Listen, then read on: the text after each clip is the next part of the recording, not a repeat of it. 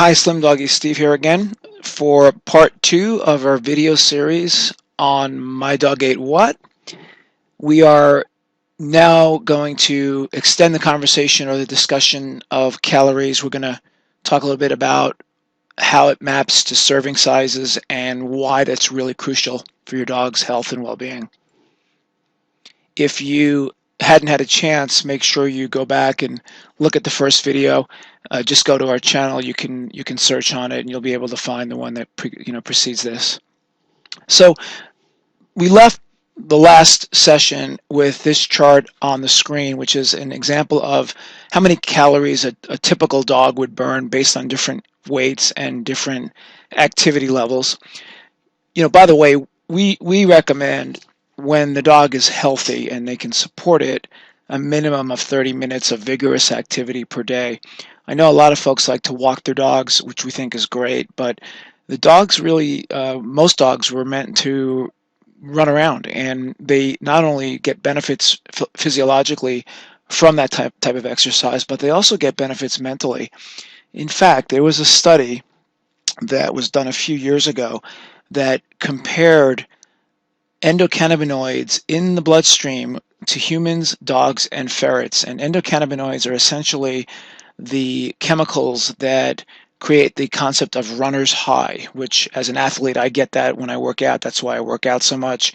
Turns out that dogs get a very similar spike in these chemicals in the bloodstream as do human beings. And it's pretty amazing, because I know that I always tell people that a well-exercised dog is a well-behaved dog, and part of that reason is because of, I believe, this endocannabinoid release into their bloodstream. In other words, when I take Jack for a nice, hard, fast run, he's not only smiling, but he just feels better. He feels better. He's got these chemicals flushing through his system, and he's in a good mood. So it really works, and we recommend that you do exercise vigorously if you're cleared to do so by your veterinarian.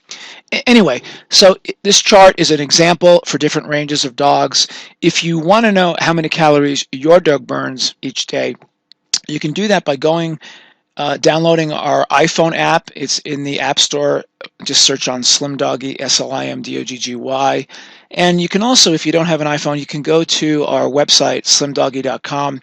We have a widget that will give you an estimate as well, and you can go in there and plug in the values, and it will tell you how many calories per day. So either one of those things, however you do it, I recommend strongly that you get a sense for how many calories your dog needs each day. And if your dog needs to lose weight, that should be the most that you possibly would feed them every day. And we actually, according to our veterinarian recommendations, suggest 75 to 80% of that value. Anyway, let's take a look at that example. So let's say our dog was the 40-pound dog that exercised for 15 minutes of light exercise per day, and they burned somewhere about 820 calories per day. Now let's take two foods. So here are two canned foods. One is called the Merrick French Country, and the other is Nature's Variety Lamb. Both reasonably high quality foods.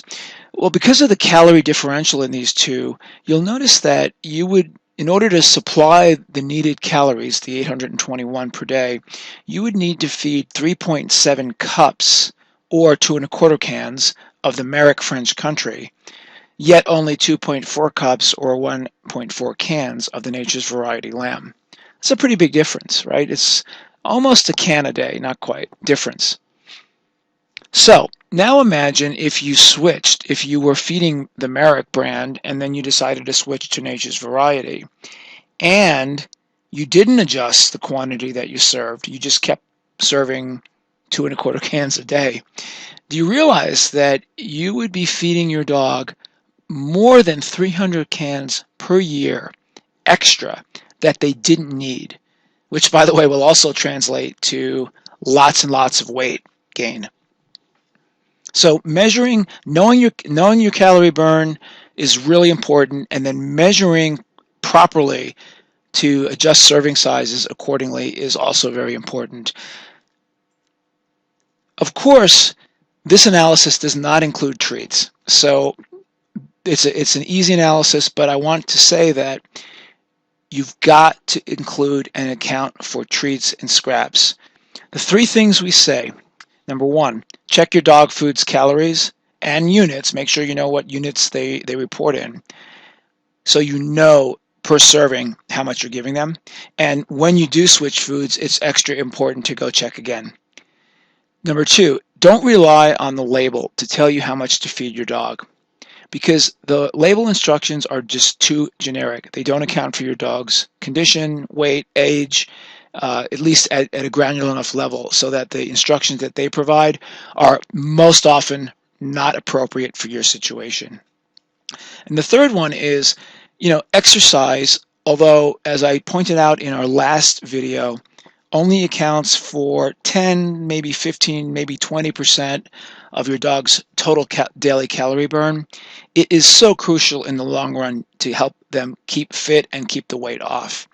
In our example that we used, where the calories were only, quote, 30 calories per day, in the long run, that can translate to 3 pounds per year. So that could be 3 pounds per year on a 40-pound dog. Heck, that's almost 10% of their body weight. A couple of years of that, you've got an obesity problem. Lastly, which is not in this slide, like I said, account for your treats. If you let's say you're using Nature's Variety and you're giving your dog 2.4 cups because that's what they really need. If you're handing out, biscuits and bones and table scraps, do not serve them 2.4 cups. You need to adjust it accordingly. All right, so let's take a look at one more slide here, just for reference point. We have a database. We collected calories and ingredients and guaranteed analysis on many, many foods and treats. And we ran a study to see, on average, what the average dry and canned food is in terms of calories per cup. And you can see a couple things. Number one, that dry food is higher in calorie per cup than canned food. Gosh, almost by 100 calories. And you can also see that most of the foods are, in this graph, most of the foods are 400 calories per cup or less, and you have some outliers that are very, very high enriched in calories that are greater than that. So, as a quick back of the envelope calculation, you could use an average 385 per dry, 286 per calories per can. But as I said before, check your label. Make sure you're feeding your dog the proper serving based on their requirements and based on the calories per serving that your food provides. So, look, knowing how much to feed your dog, that's only part of it. It's a big part of it, and it certainly impacts obesity, weight management, which those things lead to a whole host of other really serious diseases. And in fact, not only diseases, but shortened lifespan, and not only shortened lifespan and diseases, but having an overweight dog is extremely costly to the pet owner. We figure that the 37 odd million overweight dogs in the United States cost their owners somewhere near $8 billion a year in extra food, in extra medicine, and extra medical care that they wouldn't need to spend that money on if the dog was fit and healthy and at a proper weight. So it's really important. We obviously, Slim Doggy, we care about this. We write about this. We had our own experiences with Jack. But how much is only part of the equation. The next part is knowing what you are feeding your dog, because what you are feeding your dog and the nutrition profile and the quality of those ingredients is important for you to ensure that they are eating the best food possible for your budget. So the next video series, segment and series will be focusing on the food, the ingredients. We're going to help you understand how to read those labels and what to look for in evaluating if your food is good, bad, or otherwise. Thank you.